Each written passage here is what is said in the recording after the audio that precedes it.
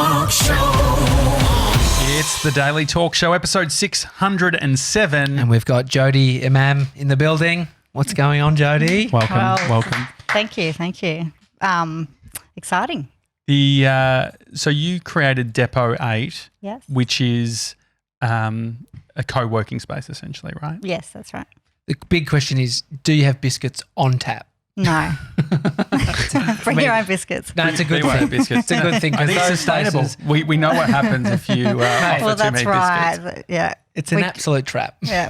Although today we did have our regular coffee and brownies. So, Oh, Yeah. all right. You got some goods. yeah, It's yeah. We've got to limit them. Yeah. Yeah. Well, because it feels like co-working spaces, it's been a trend, like say in the last 3 years, and then with everything that happened with WeWork, it seems like it's sort of muddied the whole industry, what people perceive. It used to be this sort of fun community thing. But in saying that, you've had it for Yeah. a while. Yeah. So going how on did 8 it start? years. Yeah, it's interesting because we saw this trend in the US, co-working taking off, 2,000 spaces opening in the US in that year in 2012. And thought, oh, that's brilliant. What a great way to work. And, you know, we there was a warehouse right near our house. And so we're like, oh, fantastic. Let's make it into a co-working space. And then we started advertising co-working and getting no hits, like, at all. So we actually had to go back and start calling it shared office because people weren't looking for co-working. Yeah. And now it feels like we need to go back and call it a shared office because it's not the beer on tap, it's not the Friday drinks, it's not the lunchtime yoga, we don't have all of that. We just have people who want to come and share an office and work together and get the job done. Well, yeah, because the beer and the yoga and the biscuits and it did a good job at the PR around sort of getting people into these spaces, but it doesn't necessarily equate to a good business model. Is that? Well, I just don't think it's for everyone. Mm. Yeah. So a lot of our members are I think naturally our age, they've got families, they just want to get their work done. They've got clients. It's not a startup, it's a business. They've got customers they need to produce work for, and then they want to get home with their families. So they don't really want the rah-rah. It's not for everyone. The rah-rah's not for everyone. No, I appreciate that. I'm definitely. Well, that's what you were speaking my language when you describe it, because it feels like with the rah-rah, other things happen. Like I could only imagine the amount of sort of people that go through the door some of these co-working spaces, because they go in with it like they've got their startup T-shirts and they've got everything that they like. They've got the business card that says they're a co-founder and they tick all these boxes, but they don't actually have a sustainable business and they end up sort of leaving. Have you noticed that by setting up Depot 8 the way you have, that it is a different type? Yeah, well, I guess it wasn't deliberate. We really were. It was kind of a panic decision to open it in the first place because we already had a business and we were like, oh my God, this thing's going to take a while to make money. Let's do something else that makes money hopefully quicker. So we didn't really overanalyze the whole purpose of it. And then we didn't try to make it's for this type of person or that type. It was for anyone who wanted to come in. So naturally, I guess that law of attraction, you know, people that are similar to us have naturally been attracted to the space, and so we're a similar kind of demographic. And yeah, as I said, small businesses getting work done as opposed to startup with we've had startups, but they don't last long because it's hard to pay the rent when you've got no customers. I love that when you've created a business, which I want to talk to you about, but at the same time you're thinking it's not going to be a while before we make money. Let's create another business. Yes. It seems most people would be like, oh, I should go get a job to just work, not create. Yes. I mean, that's true entrepreneurial spirit, I think. And you started it with your husband. Yeah, that's right. Which is working relationships with your partners is another thing in itself. Yeah. Well, we were too far gone. We'd already jumped off the cliff. So we'd sold the house, quit our job. So we were already, needed to be in the business that we were building. So a job wasn't really an option. And I guess we still had some cash to burn. So what inspired you to make that leap and to do your own thing? I think I always wanted to do my own thing from very early on. So it was the catalyst for the real change was having babies. So I'd had one baby already and was the general manager for Leona Edmiston, which was a fast-growing retail fashion business, and it was my baby up until that point. So then juggling a real baby and the baby that I'd created over the 10 years together with Jeremy and Leona was a bit much. And then, Which one was more demanding? The real life one or it's almost real life as well? No, definitely the business was still more demanding.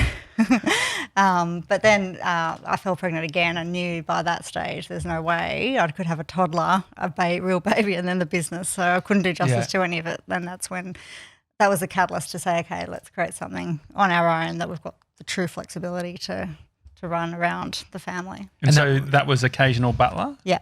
I love that name. Yeah, it's one of those ones where it's like we saw stuff happening like TaskRabbit in the US. How much, and you talk about the co-working spaces and seeing it happening.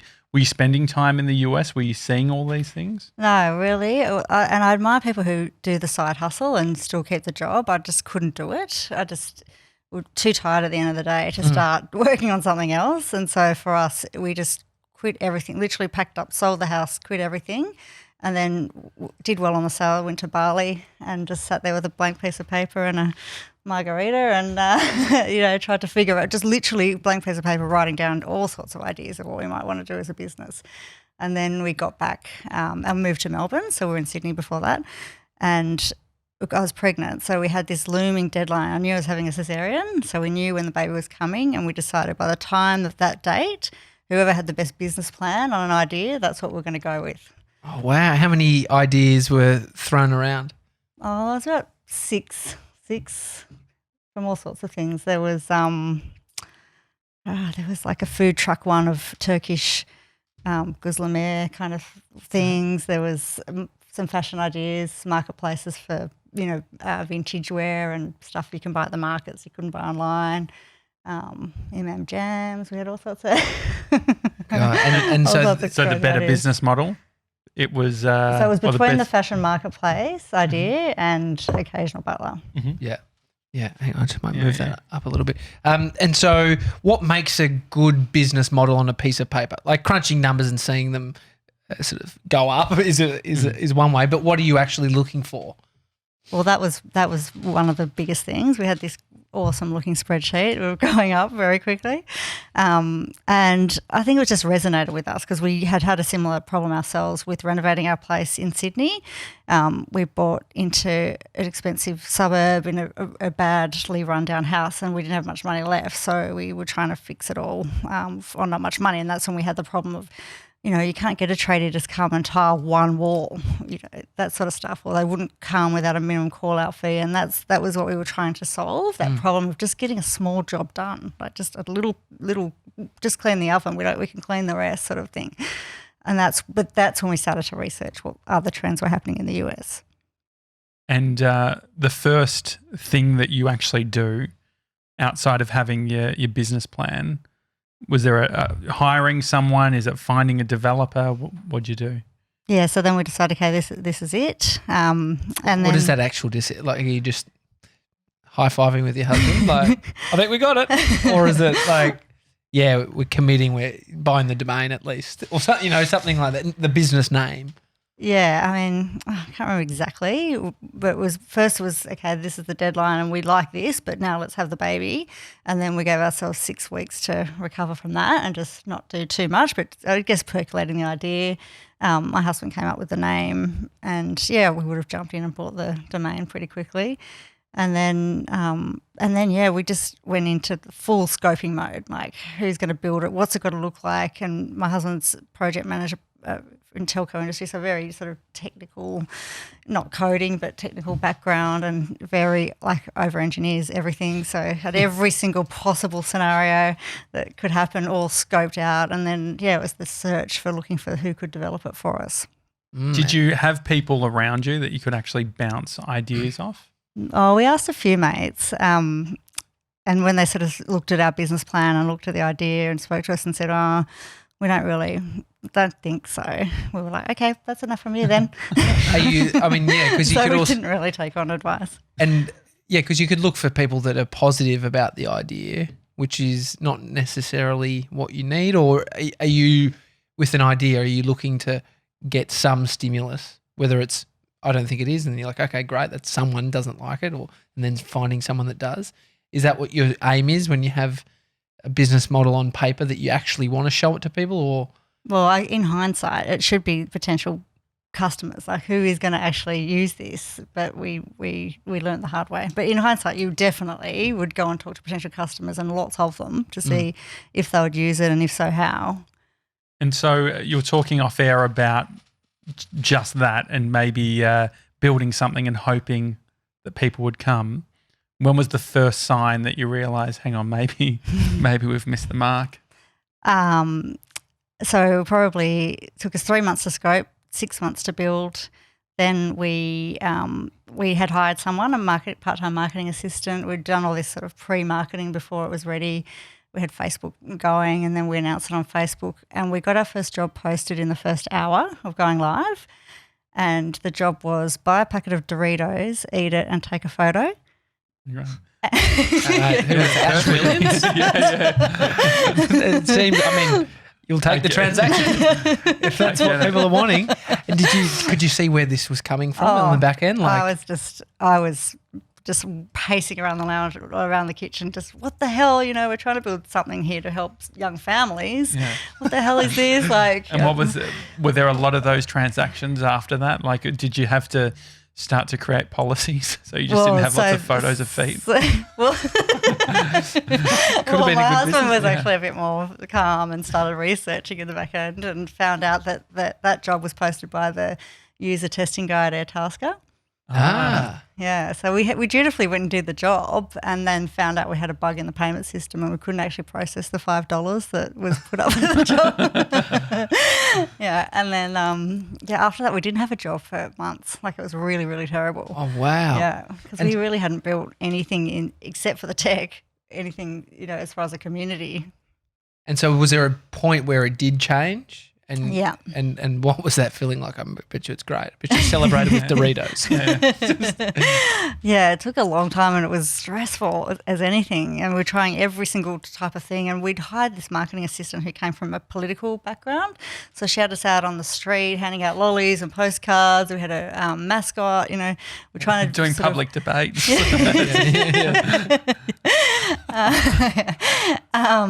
But then eventually it was a case of really make or break. Like, if we didn't get this thing happening, we're going to have to give up on it. And so it was just looking for anything that would get it going. And in the end, it was Gumtree. So I started posting jobs for butlers on Gumtree, and then they started coming across in hundreds, like just heaps and heaps of butlers signing up. And then eventually the butlers started becoming customers. So one butler would build a trampoline and then post a job to have a waiter at their party. And so then I realised, well, actually, if the butlers who've come from Gumtree are customers, then potentially the customers would come from Gumtree as well. So then I started posting jobs for customers on Gumtree, and they started coming in droves. And then Gumtree kicked us off. Oh, did they?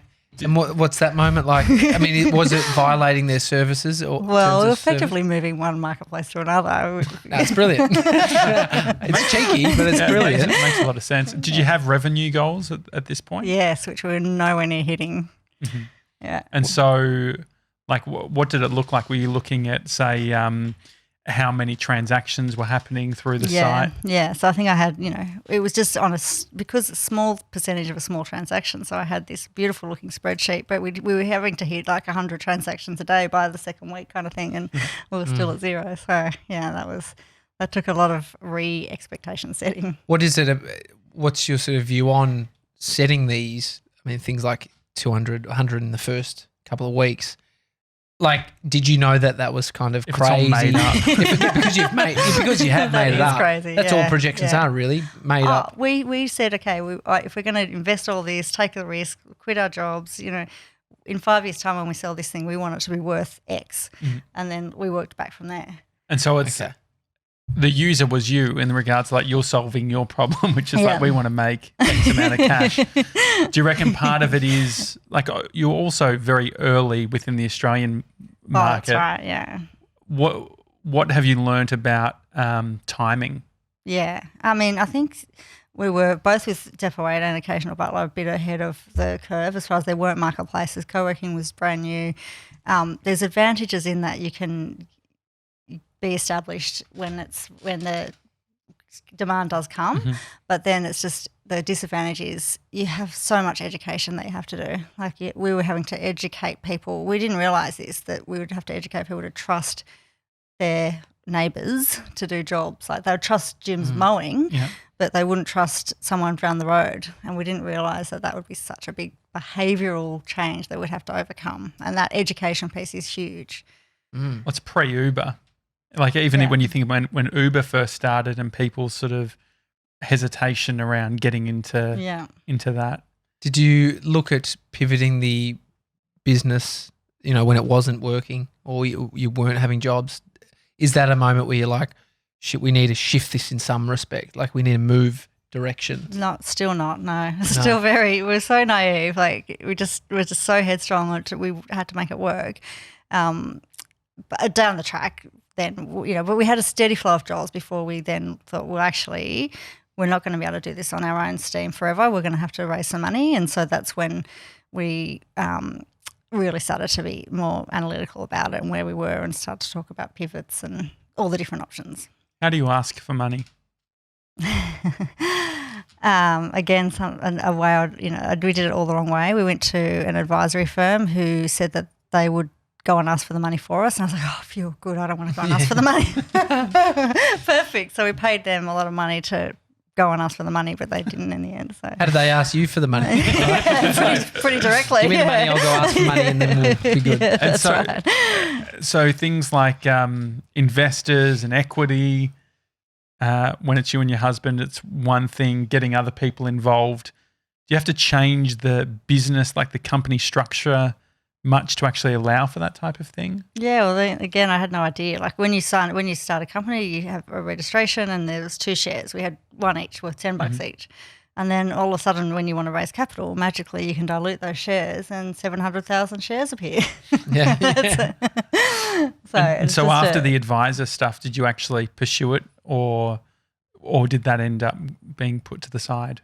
So one of the strategies from this advisor was to appoint a board, and the board members would become investors. And so they knew that. And so we advertised for board positions, and it was amazing, actually. We had some amazing people want to be on our board for no pay and potentially give us money. Gumtree, did you advertise on there? Or on the platform? Yeah, exactly. Yeah, it was 3 butlers. It was the AICD website as well as Women on Boards. But yeah. And so you put out this request, and how many people put their hand up? We had 100 people apply. Right. That was, how many butlers did you have? If you could convert them to butlers. That's right. The business is good. And so 100 people putting their hand up to give you money, or 100 people? To be on the board, yeah. With no money exchange yet? That's right. And so, and then did you fill it? Did you fill the board with those people? Well, yeah, we did, yeah. We chose 3. Yeah, and so that was good. By that point, we had a steady flow of business, and we're growing, and we'd built a community, and it was now what do we do to really scale it and to raise capital. So yeah. And so when a business is just getting started, you have the projections of where you think it's going to go, but then when it comes to actually defining what equity within the business is worth, like if X percentage or whatever, how did you come up with a number? Like when you're speaking with, say, the board and you're trying to get buy-in, is there a conversation at that point of like your percentage right now is worth X based on this valuation? Yeah, I mean, typically how it happened for us is in the end, because we were so early and it was very hard to value, we just decided to make it more of an advisory role than a formal board. So it was they had all agreed that let's get it to a point where we can value it and then we can decide the shares. And then, so getting to a valuation, because you hear of businesses like Uber that are worth X amount of dollars, but they're also in $1 billion debt or wherever it is. Crazy, but it seems counterintuitive to value something high price when it doesn't have any profits ever been made. Who values it, I guess? Yeah, is there someone ticking it off, or you just send it to the butlers and give it a number? It's like a black art valuation. There are models that you can follow, but it's really it's based on opportunity, but also, of course, a business that already has cash flows and some historical, it's much more easy to value, and that's why you do see these huge valuations and then the business goes bust or whatever. It's because it is based on future opportunity. And so you gave it a valuation based on the performance it had done, or A little bit, but much more about the projections. the projection Yeah. of the industry, the cap on the industry? Yeah, that's right. Any comparable sales, that sort of stuff is another way. Yeah. What's now being on the other side and looking at investment, Yeah. what's the first question that you ask a potential startup that you might invest in? I guess for me, it's Will you eat this pack of Doritos? Take a photo. But you've got to take the photo. If you don't take the photo, you Yeah, don't and the get money probably won't come through. I don't think it's that instant for me. Like I like to get to know a founder or get to know the business before I would even talk about money. Like it's I think 50% of the equation with a startup is the founder and their tenacity and their drive and their purpose and why they're doing it and that sort of thing first. The Dorito thing and the mentioning Airtasker, because Airtasker ended up buying your business. Yeah. I mean, that's pretty crazy that was the first job from someone inside. Full circle. So had they built Airtasker or was this early days? Yeah, they launched just after us, like the next week.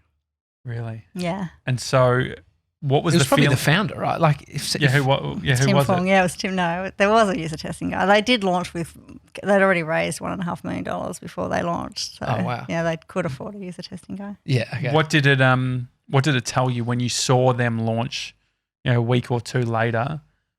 Did that validate that you could be on something, or did that scare Well, we scare weren't you? very wise back then, and so that scared us a lot. Yeah. Oh my God, no, because we was going to be the task rabbit of Australia, and then there was another one. But it is a validation, definitely, because especially the education that you have to do with something so new. If there are other people doing the education as well, then it's easier. At the sale of a business, something that is your baby. I mean, you've got. Did you have 3 at that time, or 2.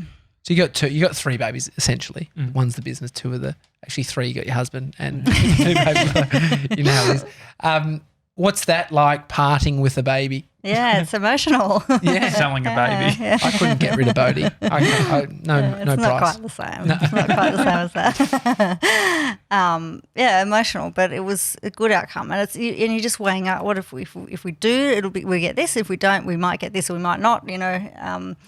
So for us it was, and I was pregnant with our 3rd baby at the time, and it was a really good outcome and good timing for us. How much do you think about the narrative of all this stuff? Because it seems like sometimes if it's not working and the exit doesn't have to be that, like just an exit where you come out unscathed is a good exit.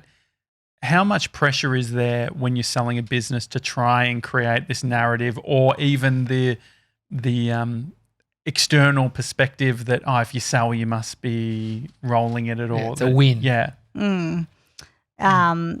Sorry. What, So, I guess the what you felt about it at the time, did it feel like a massive win, or like if you're viewing, okay, in 5 years' time we want it to be worth this, yeah, and then you're selling for a small percentage of whatever that potential was. Yeah. How does Well, that it wasn't. feel? So it wasn't a euphoric. We're off to Hawaii for the rest of our life. That's for sure. But I think it felt Back to Bali, which is great. back to Bali. Yeah, back to Bali instead. Exactly. No, but so it was a bittersweet in a way. Like it was really good outcome. We were really happy. There was a lot of press about it, and that was one of the things for Airtasker at the time. They were about to take on another capital round of about 20 million, and some of that was from overseas. And so for them, it was really great for their story to be acquiring an established business as part Did you of have their to growth. work? Did you have to work within the business? We didn't. There was the option, but we didn't have to because we'd literally been mirroring each other's work, and so. What did they take from it? Do you look at Airtasker now and say, "Oh, that's the that button"? No, that colour very was seamless. All the branding and all the tech they had already their own. So it was more the community that was the value for them. And so do you think like, they're going to shut a lot of it down? They're going to they're kind of just trying to get that out of the ethos to be able to. Yeah, well, I think that's a really great thing. We're lucky that it's grown on and become bigger and bigger and bigger, and it's part of our vision is being felt more broadly than so we get to see our vision continue. Which if Airtasker had failed, it would be more sad than it being really successful. Yeah, because I mean, some people's businesses get bought just purely to get them out Wipe of the them out. wipe Yeah. out the opponents Yeah. by just making it a part of the business. Yeah, So it gives, that's kind of nice. Your baby lives on. yeah, exactly. That's right. You get to see it from afar. You mentioned when looking for advisors or board members, you went to which organisation? Women in on It was boards Australian Industry of Company Directors. It's AICD. So that's an organisation that you can do a course to learn about being a company director, and they also have job boards for looking for a position as a company director. And then they have a sort of a sister website at the time, which was Women on Boards, which is a different organisation. So it was positioned to us at the time as a sister organisation, but I don't know if that's just the job board side of it. What was the experience, especially at that time, being a woman in tech? Was it something that was so obvious that you could see differences, or is it just your reality so you don't really I notice guess it was, again, just that naivety and just doing our thing. And at the time, we thought we were running a small business. I mean, we wanted to build tech and wanted to be global and scalable, but at the time it was a small business still. And so, we sort of got thrust into this world of startups and capital raising, and we just didn't, know of before. But women in tech is niche. Like there are not that many women in tech. And how does that actually express itself within the industry, do you think? Where do you notice it? Especially now at SBE, we're supporting women growing tech businesses. It's at that point where they're really looking for big capital, injections, and that's where it's noticeable that it's harder to be a woman in tech when you're raising capital. Where do you find that, say, an organisation that's specifically looking after women in that space, where do they need more assistance? Where's the area that you find that whether it's sort of is it in asking for the cash? Is it in where does it sort of fit? Oh, it's just the unconscious bias that they experience. So it's, at SBE we have a support network of women and men supporting these women who have got amazing businesses and incredible drive, but they still are up against this unconscious bias when it comes to asking for money. Do you think that there unconscious things that you had felt throughout the process that you now realise was being part of that system? Sorry, so what? It's not my or the woman's unconscious; it's the man. So, but I guess as in that also projects the other way. So, in the sense of when a system's telling you a certain thing, if you're not seeing if you're not seeing women in tech, you're not seeing that ends up coming out. That's true. And so, did you notice that even within the space of the unconscious bias from the industry, that you ended up sort of not doing a bunch of things because you don't actually see women doing it? Yeah, for sure. Hence getting an advisor to go and get money for me because I had a fear that I didn't want to be in that room asking for the money. And so do you think what's been the development or the learning in that? What could, if someone is starting a business right now and they're really aware of all of this stuff? Yeah. Obviously it can feel a little bit helpless because it's the system needs to change. People need to change. Decision makers need to change. Is there any learning that you've had that has empowered you through that? Yeah, absolutely. First thing is there's no one else that can ask for money for your business. Better to ask for it than yourself. No one else is going to be able to sell it as well as you. And the crucial thing is to seek out mentorship from people who have done it before, and that's absolutely the game changer. If you can go and speak to another woman who's just raised capital or in her career has raised capital, and you can talk to her and get that advice, then it makes a massive difference. Tommy and I talk about whether co-founders should be CEOs, and so whether obviously some co-founders just assume that role because they have to at the time. Where do you see it all fitting in regards to, do you find that most co-founders make good CEOs? I think to a point. I think mostly the founder needs to do all the things at the start and drive it to a certain point. But once it gets beyond that point, it starts to become more corporate. If there's more, 30 plus employees and they're starting to be needing to be put in place processes and cultures and divisions and that sort of thing, well, that's when it's time to question, am I still the right person to run this business now that it's more of a corporate size company?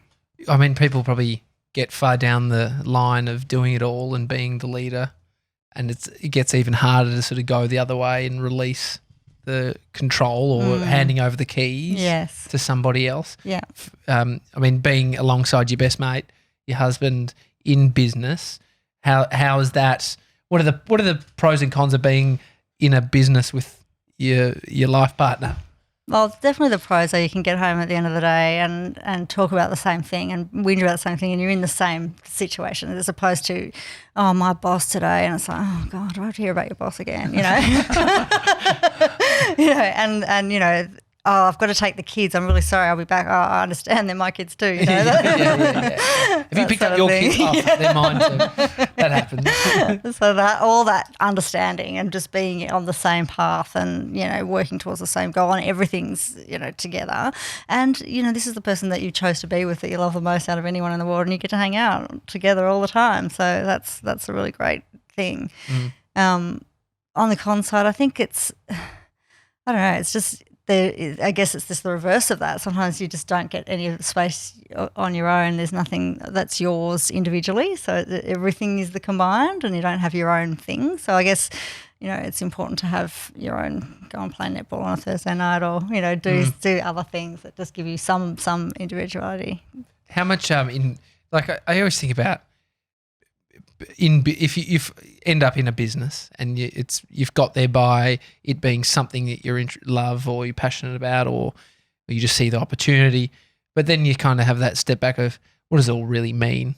Like for the scheme of life and the grand scheme of perspective shifts of having kids or seeing what really matters. Where does that sit with you in terms of what it all means for your journey and where it fits?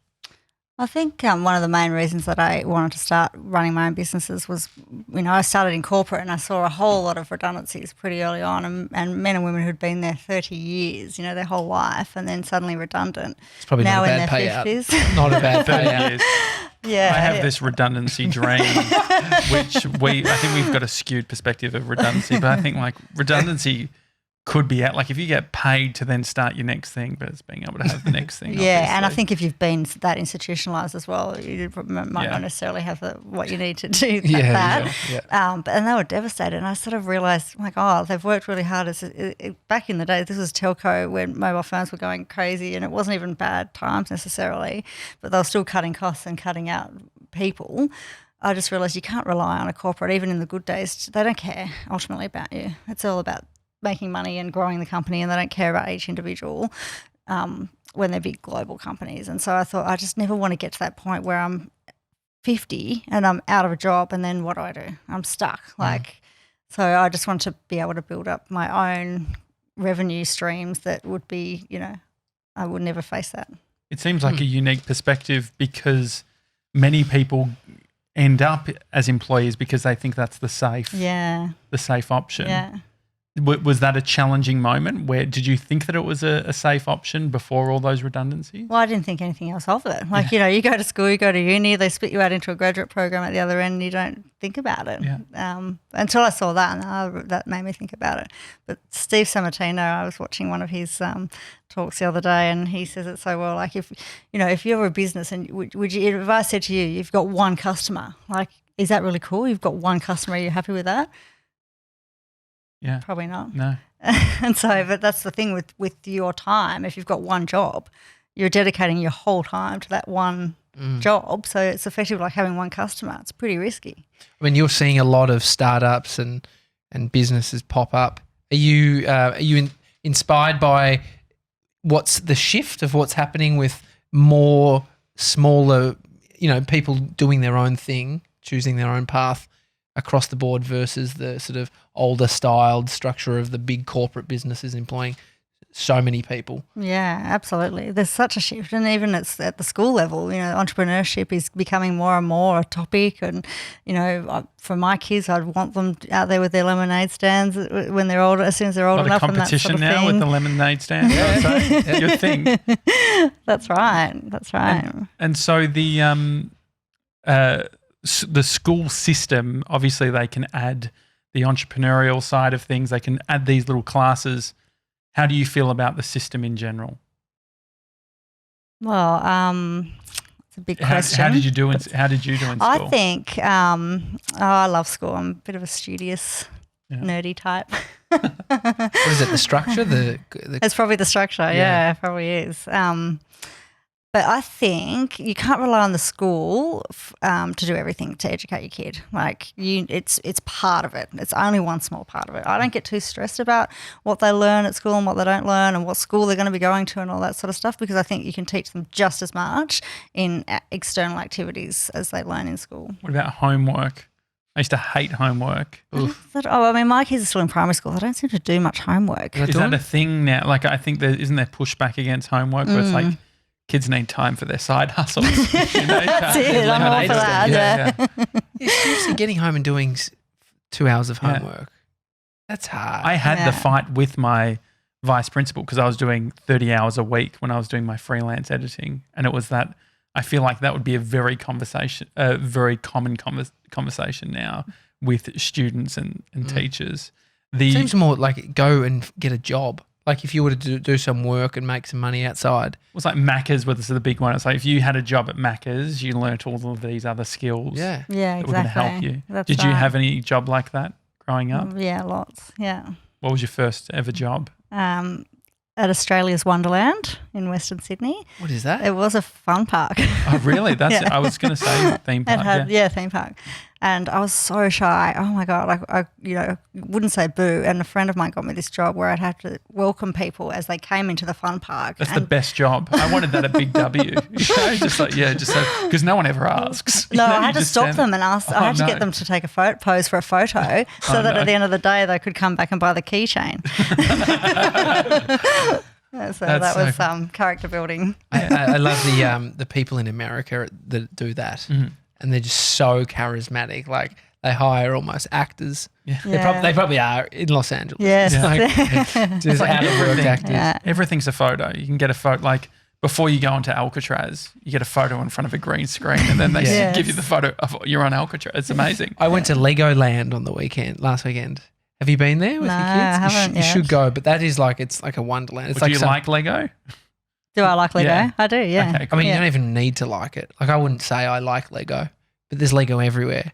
And you can sit in this little ride and there's it's just unbelievable. But it's there was people at the front welcoming, and so you go through these sort of doors into this maze, into the, party area. Yeah. It's really crazy. The, with kids and where they're going to end up and what the future of work looks like, obviously what you were doing was playing into the gig economy. And I guess now that as it's starting to happen more and more, we see some of the negative sides of it where it's like people forgetting that they need to keep their own tax or even sort of the legal issues around, okay, is this person an employee? Are they a contractor? How much do you think that the law, society, government needs to actually evolve for where all this is going? Oh, yeah, it needs to catch up quickly. It's very slow to catch up to what's going on, and that's where there is all this controversy. I think for me as well, one of the things I knew early on was that you need to learn about money, and that's something schools don't teach you. And so I went and taught myself a bit more about money, and I think that's the most important thing. If people understood more about their own money, then they'd be more equipped to manage those things. What was something missing for you, do you think, in learning about money that you didn't learn, I guess it was just really having that, because knowledge is power in a way, and if you have the knowledge, then you have the confidence to then go and do things. So I went and did a master's in financial management to learn how to trade on the stock exchange and learn about the way that you described it first is like you did like a little course or did a degree. One day at the TAFE or whatever. I was thinking I had a chance, not anymore. And so what did you walk away with that? Like what was the biggest learning? I think it's just building that confidence. Like if you have those tools and you have the knowledge, then you have the confidence. So I've always had my own bank accounts. I've always been in control of my money. It's never been, I don't know where my money is. And I also started trading, and so started a stock portfolio, and that was a good takeout. How do you get started with that? Like because obviously like I've done the whole I went to a financial advisor once. I thought you were going to say I read The Barefoot Investor. I did that too. But I did that too. I went to a financial advisor, and it was sort of like, just like a general conversation, and they're like, come back in a few weeks or whatever, and we'll tell you what we think you should do. And then they like handed over like an invoice for $800, but $800, but they hadn't been clear on what was going on, and it just felt like, I don't know what the deal is with all of this. Like, what's the commission are they making? How do I even see how these stocks are going? What's the being someone who is independent, who really owns all of this? Where do you think we could start to do this independently? Do you think what's like if I wanted to start getting stock or starting to invest, what would that look like? Well, it's back then, even there was ComSec and E-Trade through ANZ. Like there's tech now, so you can jump on and you can start buying shares really quite easily. Is there anything you need to know? Is it like a sports bet? I've only used sports bet once. No, I don't. Is it like a sports bet? Is it just you like lose? Yeah, well, no. So like, because I thought about it, like I was traveling like a year ago or whatever, and I was like, saw Tesla, like they were $218 or $318, whatever it was. I was like, I reckon if I get in there, like I think Tesla's going to be great. And I do that like passive investing, which is just saying like I did the same thing in 2012 with Apple. I'm like, I reckon Apple's going to be good. And of course these things end up being good, but unless you're actually investing, what does it look like? Like when do you think personally someone should consider putting some cash down? Well, what I did, and I guess what I'm doing at the moment in the startup world, is I just had a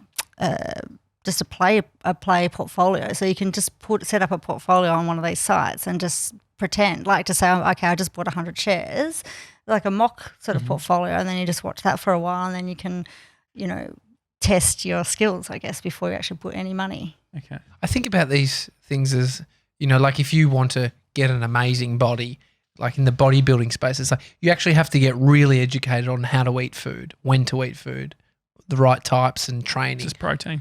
But it's the same, but it's the same interest level. And I've done that, right? I got super into understanding macros and, all of that stuff and when, how much, and it worked. But I feel like you need to have a similar level of interest. Yes. Because I hear Victoria Devine talking to us about finance. It's her thing. She gets it. She knows it. I'm just like, I don't know if I have the interest level that you do, and I see that you need a strong interest. But shouldn't we all? Like if that's like our biggest gateway to independence or whatever, if like cash is the whole thing, if we spend all of our time working for this thing that's money, if there's an easier way to do it, like no, of course, like that sounds Jodie, we just want the answer. I don't know the easy way. It's so logical, right? But I think there would be so many people like myself that it's like, how do you get yourself excited? So we know that it's like, how do you get yourself interested? And for you went back to uni and got a degree in it, but there had to have been some level of interest. Yeah. Like I think if you say to somebody, do you want to be financially secure? Everyone would say yes. Yeah. But then it's like, are you up for doing everything required and learning and understanding? A lot of people probably aren't. Yes. But then we still have to exist and make money and we have dreams of, traveling, all this stuff. It's like, it's hard. Yeah. Yeah. Yeah. And I think it's such a good point. Like if you're not interested, probably managing a stock portfolio isn't necessarily the thing, although, there are a lot of set and forget stocks that you can invest in. So where you don't have to really be watching it, but you have to be very interested to be a day trader. Do you use Uber Eats much? Not that much. Oh, that's good. Well, I just feel like I get a lot of Uber Eats. I feel like if I was to like every time every time I don't have Uber Eats, I could put the $30. What are you doing when you're having your Uber Eats? I'm just watching TV normally, or YouTube normally. Well, where it starts.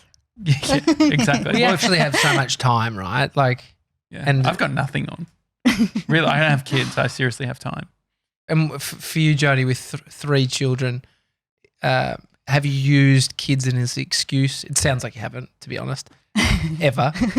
You had a cesarean, you were trying to get the business plan locked in before. I feel like a lot of people would be like, tired, super tired, lots of responsibility, don't have time to work on shit. What's it been in your mind around the children and business? Well, I think, my grandmother said it, I'm a workaholic, and for me, work keeps me sane. I hats off to women who can stay at home with their kids all day. I just would go insane. I love them, don't get me wrong, but I like the balance of being able to use my mind and work on something that's, and hopefully it's setting a good example for them as well. But again, we've created a life where the office is a 2-minute walk from our house. So I'm home fairly early and can sit and have dinner together and still be around, but also have a bit of myself where I can do some work. Perspective on the future, where all these things are going, specifically in Australia. Are you optimistic, or do you think that we're headed into some form of like .com-esque bubble? Oh, no, I'm an eternal optimist. Yeah. It's all good. It's all good. Yeah. I'm good. It's all good. Good. I actually feel really relieved now. Yeah. You've got a stock portfolio, so you're fine.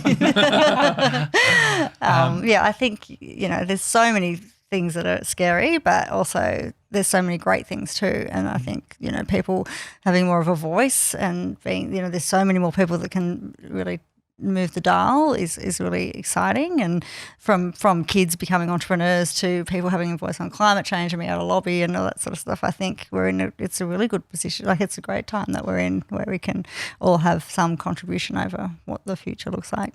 And what about shifting sort of the bias of women in tech and women in business? Yeah. Do you think it's heading in a good direction? I think so, yeah. There's definitely all the support networks like SBE are in place that weren't before. When I started, it wasn't such a community in place, and now there is. And again, there's a voice on it, so it's being called out. And once it's recognised, then you can do something about it. You're talking about the importance of the founders when it comes to making an investment or the success of a startup.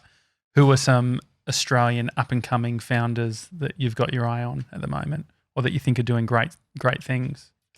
There's a couple that have just recently graduated from our early stage program at SBE. So Susie Jones is one who has a company called Cybersecurity, and she is an expert in cybersecurity and has now got this business that is helping small businesses, and she calls it Become Cyber Fit. And so I love it because as a small business operator, it's breaking it down, this huge unknown thing of cybersecurity, into 5-minute sessions, so that you just have 5 little minute chunks of it getting educated on cybersecurity, which is awesome. The first hint to these people is take your password off your computer screen where it's on a sticky note. That's in offices where people just put their little security as their password. Do you use a password manager?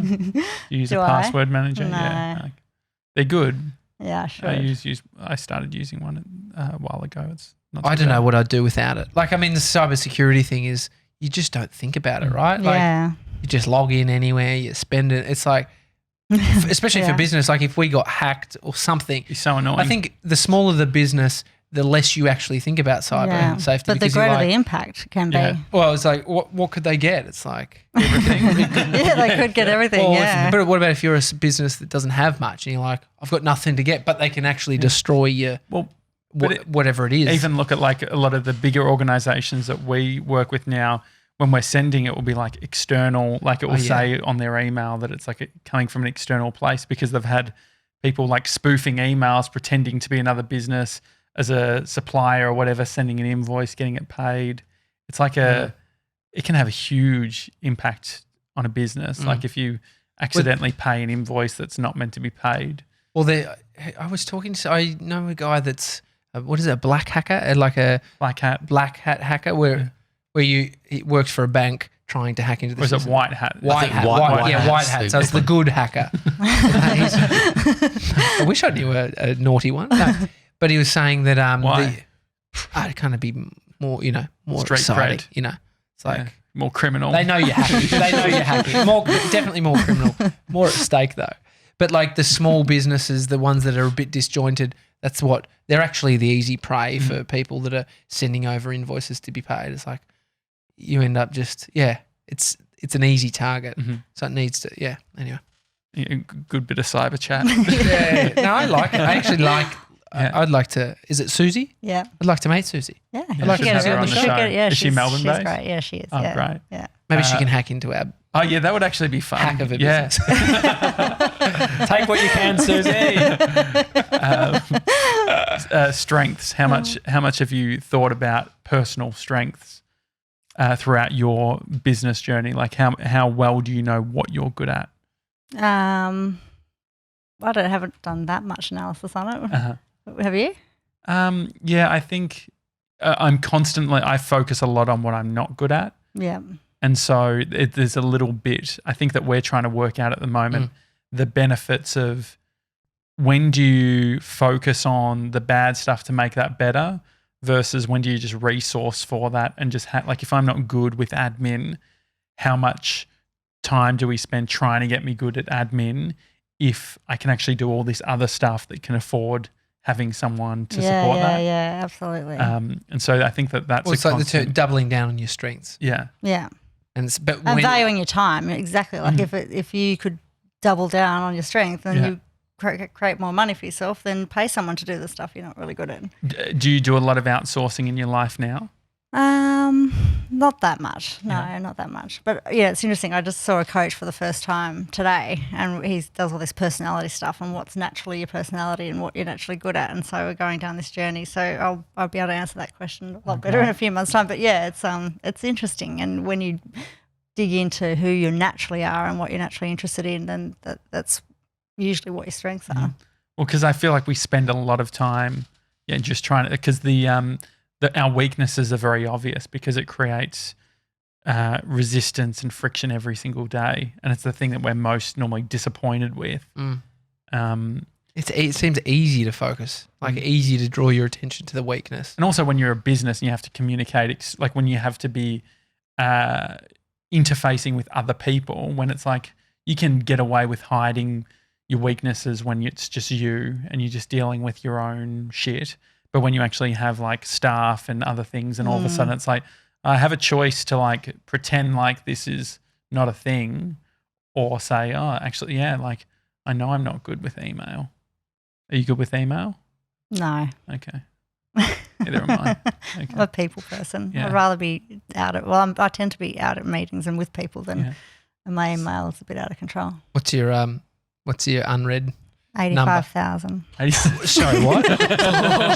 Surely that's from the days of some kind of automated message from. Yeah. It brings a lot of my friends into states of anxiety when I show them. The chances of getting inbox zero. Well, you can't. No, there's no chance. If you have more than 85,000, please let us know. Hi at thedailytalkshow.com. You'll get some kind of prize, maybe. So 85. What are they? Just newsletters? Yeah, they would be. Just That unsubscribe. promotions. Yeah, well, that's a job. Because there's a whole thing called inbox bankruptcy. Have you heard of inbox bankruptcy? So you just archive every email and you send an email to everyone that's emailed you and say, hi, I've just declared email bankruptcy. I'm ignoring. That's so funny. So I'm not going to write back to anything. If it's still relevant, send me another email. It's pretty obnoxious. And, it's so obnoxious. Yeah. But I actually did. Did you ever read 4 Hour Work Week? Yes.